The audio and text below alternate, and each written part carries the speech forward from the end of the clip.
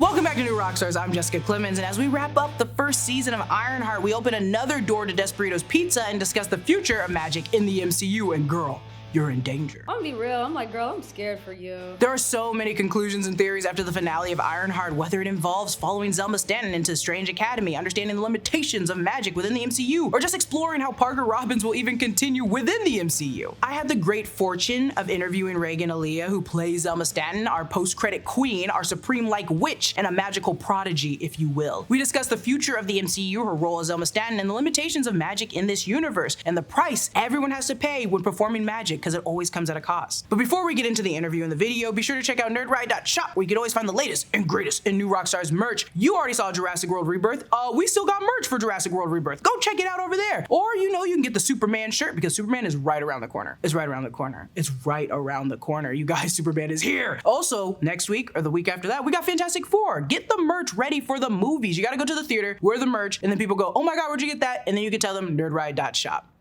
There you go. Okay, so the finale of Ironheart included a post-credits scene featuring Zelma Stanton, who appears to be assisting Parker Robbins, aka the Hood. Given Robbins' need for supreme-like magic, there's a possibility that we may be introducing a Sorcerer Supreme. This could be either Wong, our current Sorcerer Supreme, or Doctor Strange, our former Sorcerer Supreme. Alternatively, we might be attempting to retrieve Parker's soul back from Mephisto. All in all, this requires assistance from Zelma Stanton, who we learn quickly in the show is very magically proficient, self-taught, and soaks up knowledge like a sponge to every bit of natural and otherworldly resources. Zelma Stanton is played by the wonderful Regan Aliyah, whom you may recognize from XO Kitty. Regan took time out of her busy schedule, currently in Korea shooting XO Kitty, to talk with me, and I learned 3 things instantly. 1, she's a very big nerd for Marvel. She went from a fan to canon, which honestly we all kind of want. Having gone to the midnight releases with her mother, who's also a huge fan, and read all the comics, watched theory videos, and would dissect the post-credit scenes themselves, so you know this is a really big deal for her too. And 2, she caught Easter eggs that we all miss. Something that's so simple is when I talk, if you watch my hands, every time I talk and move my hands, my nail color changes. What? God! And after losing it over that little detail that I missed, number 3, I learned how, like Agatha to Wanda, there may be a witch or sorcerer that could sense Zelma's inquisitiveness or just meddling with different forms of magic. When I asked if she's nervous of Zelma going down the wrong path, she mentioned this. I think there's a world too where if she has these mind maggots in my head, I hope there's a world that other magic users would feel, hey, something's being dabbled with that shouldn't be dabbled with. Let's come over there and try to stop that. You know what I mean? This speaks to the real, if this is true, what else is true sentiment, particularly that I'm talking about in the context of Marvel's magic users. If someone can sense Wanda, like Agatha, who's adept at detecting magic in her surroundings, then who else might be able to detect Zelma's interference with the magic that isn't specifically tailored to her? A reminder that Zelma's magic is a little bit of everything. Her mom's from Kamar-Taj, natural witchcraft that she learned from baby witches on TikTok and old books. She's a hodgepodge of spells that surely will awaken someone or something. I think that she does have this merge of magic, of like almost like just all the resources she can find. It's like if you're learning something and you're on Google, like, yeah, you can get like a .org and it's like an actual history thing, but you can also get Wikipedia where somebody just filled in the blank where you're like, oh, that could work. Okay, let me try that, you know, which makes, you know, things a little crazy sometimes. Yeah. And this is where Doctor Strange or someone like Wong would come into play if they learn that someone is using the mystic arts in unorthodox ways. This is basically what happened with Donnie Blaze in She-Hulk. There's been some discussion following Regan's interview with Digital Spy, which suggests that Zelma has already met Doctor Strange, but she clarified in our interview this. I think for me, that statement just comes from knowing the comics, you know? And obviously we can see that in the actual like MCU, things kind of can change. But if we go comic accurate, then her having those mind maggots in that drawer and saying that comment of like, ooh, girl, like, don't mess with those, because once they're in there, it gets a little crazy. That's showing that she got them out somehow, you know? And even to me, I played off you ever heard of Doctor Strange? As like, guys, like, that's the homie. So even though it's not fully solidified whether she has or hasn't met Doctor Strange in the MCU, I think a bridge could be made easily to establish she's already been aware of him, seeing as everyone in the MCU really knows who Doctor Strange is, but also through the mind maggots. Shanaka Hodge, the head writer for Ironheart and the showrunner, who Regan gave a lot of credit to when building this whole world around Zelma, how she got here and what we see on the screen, in an interview with Marvel, she mentioned Zelma, is from the Bronx in publishing. So our backstory is that she spent some time in the Bronx but ended up back in Chicago. We love creating a a couple of different outposts in the MCU where magic might take place. So whether they left Kamar-Taj and wound up in the Bronx then in Chicago, or Zelma inevitably just spent some time there, still this sheds a light on a connection to Doctor Strange or the Sanctum Sanctorum. And this could further explain the mind maggots and her seeking out Strange or someone at the Sanctum Sanctorum for help to get it out of her head. However, as we've all been speaking about it, this character Zelma and the idea of finding Supreme-like magic for Parker Robbins might point us in the idea behind Strange Academy, to which Regan and I would personally thoroughly enjoy. You got the post-credit scene. As someone that's also a nerd, you got the post-credit scene. That's crazy. I was so confused. I was what? so No! confused. I was so confused. I was Why? like, me? I'm getting it? And then there was a level of like confusion, excitement, confusion again, and then being like, oh, I hope I don't make people mad. I hope they're not like, we needed something more. But I'm like, guys, it was cool because like there could be Strange Academy. I think people forget how much comic book lovers and even non-comic book lovers love magic. Just magic. And one of the biggest franchise we see is like, you know, Harry Potter. And I know there's so many people itching and scratching for something new that is like, especially young kids doing magic. And I'm like, that market is so open for something new and something that people can wholeheartedly support without feeling guilty, with just feeling like, oh, these are new people, new characters created by cool people. You know, I think that it's like, it could be really dope. Strange Academy, for those who don't know, operates like a blend of Marvel's Hogwarts, but also Xavier's school. While it still may evoke the essence of Hogwarts, the X-Men franchise often delves into moments of romance, and I would argue that Strange Academy does that as well. More to a degree than Hogwarts did. The story is like from the perspective of teenagers and explores the whims and challenges of youth, all while showcasing characters with too much powerful magical abilities. The fun aspect of Strange Academy is really in its campiness. It allows readers to step away from the existential crises that often plague the Marvel universe,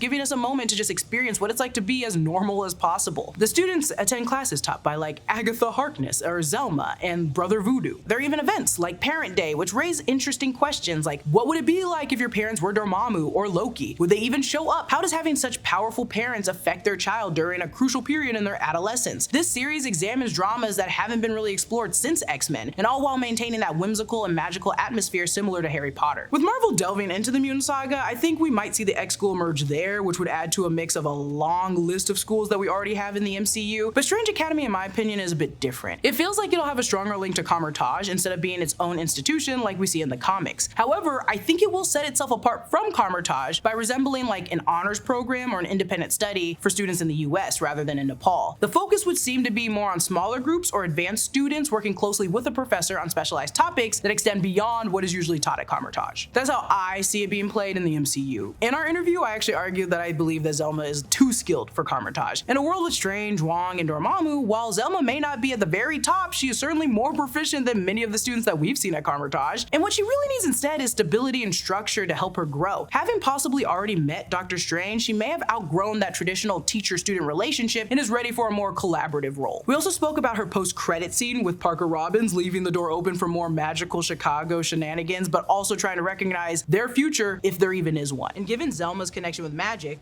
and her meeting with Parker Robbins at the post-credit scene, how do you see that relationship even evolving? Do you think that Zelma might have other plans for Parker too, or perhaps a unique perspective on dealing with someone like Parker Robbins? I'm gonna be real. I'm like, girl, I'm scared for you. Don't do nothing crazy. I've seen a lot of people comment like, who's the hero in this? Like, and I'm like, she doesn't know, you know? She never actually like met that man and really understood like, you know, who he was. They are doing this the same way that every other Marvel person has, you know what I mean? Like, it's like Doctor Strange is a prime example of like, that man didn't care to heal. That man didn't care to help. He was trying to help himself. You know, he didn't want to learn about the magic and the cost of it and this. He was like, I want to heal my hands. That is all. I don't care. He was arrogant and had a big ego. But that changed when he was back like this. You know what I mean? And it's always going to do this because that's human. But I think that she would, in my head, realize again how she realized with Riri and like being like, hey, this is this is dark. This is like deep, you know, that she would realize that feeling with Parker of being like, well, wait, I think that I'm messing with something that I shouldn't be messing with. You know? And I appreciate the approach that Parker is still human, even though I really don't like him. But it's deeply human, especially in the MCU, to chase magic for selfish reasons, only later to discover its true cost. July is the hottest month of the year, and by the end of the day, you're tired and exhausted and just want to get the best rest from the short summer nights you can. And that's why you should get a Helix mattress. Helix has something for everybody. They offer 20 unique mattresses, including the award-winning Luxe and Ultra Premium Elite collections, Helix Plus for big and tall sleepers, and the Helix Kid mattresses. Finding your perfect mattress is so easy thanks to the Helix's sleep quiz. Just answer a few questions and you'll get a mattress that's perfect firmness and temperature for you. Everybody here at New Rockstars has a Helix mattress and we love it. It's one of the perks of working with Helix for years. Before Helix, it would take me forever to fall asleep and I never really wake up feeling that rested. Plus my body was in so much pain. Now I fall asleep so fast and I wake up feeling great every single day. I've been looking for a medium firm mattress with lumbar support that sleeps cool, and I got matched with the Dusk Luxe Helix mattress, and I've had it for years now and I'm never going back. Helix delivers right to your door with free shipping in the US, and the mattress comes rolled up in a box and is super easy to set up yourself. Plus, Helix has a 100-night sleep trial, so you can make sure you love your mattress. I love my Helix, and I think you would too. From now until the end of July, you can take advantage of the Helix's 4th of July exclusive partner offer. You'll get 27% off site-wide. Just click the link in the description below to get started, and thanks again for Helix for sponsoring this video. And that's the thing, I appreciate the approach that Parker is still human, despite, you know, my complete dislike of him. But it's deeply human, especially in the MCU, to chase magic for selfish reasons, only later to discover its true cost. That theme runs through so many characters in the MCU, right? Parker Robbins might be manipulative, even dangerous, but he's still human, someone searching for help in his own warped, desperate way. And he's not alone. Doctor Strange sought out the mystic arts to cure his own broken hands before becoming what we see of him today. Riri Williams, brilliant as she is, initially chases tech not for justice, but for survival, building and improving her suit to escape and afford a better life, even if that means following money trails of crime. Zelma too suffers from that very human flaw that the others suffer from as well, the need to be seen. She's self-taught, overlooked, and eager to prove she's more than some baby witch learning from TikTok. So when anyone comes for her help, she says yes, even if that someone is Parker Robbins, even if that person is dangerous. Are you nervous that Zelma Stanton is gonna go down a dangerous path? I definitely am a little nervous. A little bit, you know, but I do think that my girl gonna come out on top. I hope, I pray, girl, don't do it. Don't do it. Don't do it. Don't do it. Free her from these chains. Free her. But yeah, I'm nervous and then also not, because she has her mother.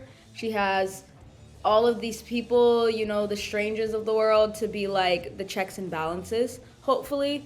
But I think she's just so eager to do magic and to have somebody come to her for the first time. Like, and I think she has that childlike excitement of like, you know, she didn't go to, you know, to these magic schools and, you know, all of this. She's learning on her own. So like for somebody to come up to her and want her help when she's self-taught, it probably feels validating. But I think that validation will wear off to be like, beware. This is not right. There's this kind of hole or gap in Zelma's self-worth that gets temporarily filled by being needed. And Regan made it clear in our conversation that Parker and Riri are two of the first people to come to Zelma for help to get her expertise. And that's super powerful, but it's also very dangerous because she's willing to do a lot just to show that she can do it. What I think is kind of tragic but interesting about Zelma's character is that even as she warns others, she knows there's a cost. She repeats it again and again. Magic comes at a cost. So if that's true, what did it cost Zelma, who practices a hodgepodge of magic? How could that affect others? How could that affect her family? It sounds like she is vulnerable about being a kind of, I don't want to call her a baby witch because she's very proficient. She's just self-taught. And there's that validation that she kind of seeks in being self-taught. Yeah. Oh. It's even down to the whole thing of like, each time they ask her like how sure she is and the percent changes. Yes. That's somebody that just is like, I'm trying so hard and I want to do this. So it's like, yeah, it's 75%. Actually, it's 42%. You know, it's. I just want to be taken seriously, and I want to do this magic, and I want to prove that I can. You know. Oh, I love that. Honestly, like, you know, it was at a cost of Natalie, but she did help. Like she did. No, you did. Was there like. She did what she needed to do. She told her there was cost, and I'm so sorry about the cost. And I love how many times you mention like magic comes at a cost. And I'm like, but you're practicing magic 24/7. What did you lose? And that I think even ties to Strange Academy of like Oh, yeah. Emily Bright and like all of these like other kids are doing all this magic at a school, and even them, they're curious about, well then what is the cost of this? What are we losing? What is it? You know? So it still is a thing of like, even for her, there's a cost. And maybe Yeah, we'll explore that cost when it comes down to Parker and you'll see what it is. But even for her, there's a cost. There's a cost to magic as a whole. In the context of Zelma Stanton possibly having lost something valuable in exchange for magic before meeting Parker Robbins, I wondered if that could refer to another parent or someone just as close. In episode 4, Madeline comments that Kamar-Taj was not an ideal place to raise a baby, to which Zelma replies like this. And I still think you guys could have raised me there. This suggests that there may have been another person involved, perhaps a parent or a guardian or a partner of Madeline's, or just someone who agreed to pull Zelma and Madeline away from Kamar-Taj. In response, Regan said she focused more on what was in front of her, especially making sure her chemistry with Madeline on screen was a natural bond, but she does believe that there's a world where they can expand upon that idea. Shanaka Hodge mentions in the Marvel interview with Zelma and Miss Stanton, I could see spin-offs, I could see other movies, I could see people not needing to go all the way to Madripoor to understand some magic. We wanted to create some doors and openings in the MCU for people like us to fall in. And I believe in that, there's potential for us to explore what Zelma had to sacrifice, or will sacrifice, having now been given the chance to work with Parker Robbins, or just from dancing in a world of magic as long as she has. We're still learning, and even she might not know the cost yet. It's also important to note that Hodge, the head writer and the showrunner, referred to Zelma and Madeline as the individuals you could turn to for understanding magic rather than having to travel all the way to Madripoor. This means that even Ghost Agatha and Billy, if they're lost or just confused, they just need to catch a bus to Chicago to read some old books. This is kind of a massive staple for magic within the MCU. We have our own people in America, they're just in Chicago. You just gotta go check them out. To round out our interview, of course, Regan had a lot of funny behind the scenes excerpts that I would be a fool not to share because this girl is funny as hell. How much practicality did they use when using your magic? Because the goo that you put on her chest plate, I was like, oh, there's a lot of stuff here that I just wanted to understand, like, what was maybe like the challenging parts for you to shoot on set for your character? Let me talk about this goo. Oh! Let me talk about this goo. There's a moment where I take the goo, I throw it, we look at it, right? I had to take the goo and throw it in real life. Now the thing about me is I'm an actor for a reason. Reason being is, don't have me throw a baseball. Don't have me throw anything like that. There were so many times where they were like, hey Regan, let's do that one more time. I would take that goo and I'd be like, ah. And they were like, girl, throw the goo. Regan, playing with these people's time, Regan. They were like, no, it has to land, so I need you to actually look like you can throw. And so we had to practice me throwing goo at the wall because each time it would just look so like... Regan. And I've had this problem before because I just be doing stuff sometimes. Like, I did a movie one time and I had to run for my life. And why was I running like... And they were like, girl, can you lock in? I was like, oh, I'm sorry. I thought I was running right. Like, they're like, run straight. And I'm like... Regan. Our writer came down. She was like, listen, I need you to throw your hand all the way back and I need you to throw it. And I was like, okay, let me lock in. I'm sorry, y'all. I'm playing with y'all time for real. They built out most of these sets. I mean, we built a full White Castle, you know, which is insane. That's not real. That makes sense now because I saw the mural and I was like, oh, this is a mural in Atlanta. But then I was like, this is a full, they built the White Castle? Well, yeah, I got a lot of friends in Atlanta and they were texting me like, yo, White Castle's coming to Atlanta. We all gotta go. Let's go. I was like, guys, no. That's Spoilers. A set. And I'm it's a set. On that set, you know? I think the only thing that I was in a different room for is that there's a moment where you see me on the ceiling working on something. And so for that, it was like, you know, they have to like get a full like film this room and have this like big ball that like shows this 360, and then every day we would get into this, like if we had a new outfit we would get into this room that has like 400 cameras flashing all around you, and it's like you have to stand there and like they have to get like your full like body scan just in case they have to CGI stuff. And I know there was a lot of things like being looked at of like, okay, if I'm going to be on the ceiling, am I working really fast or am I like just working at a normal speed? So it's like they have the capabilities to CGI anything. But that was just me in a different like white room, and it was all still laid out on the ground of like fully drawn out and all my books there and everything. And they just flip the world. And of course we spoke on the Mephisto of it all and how Mephisto makes so much sense being revealed in Ironheart. Marvel thinks of everything. They think of all the Easter eggs. They think of all the little moments that people will scream about. I mean, as a fan, there was so much that I didn't read in the script because I still wanted to watch it as a fan.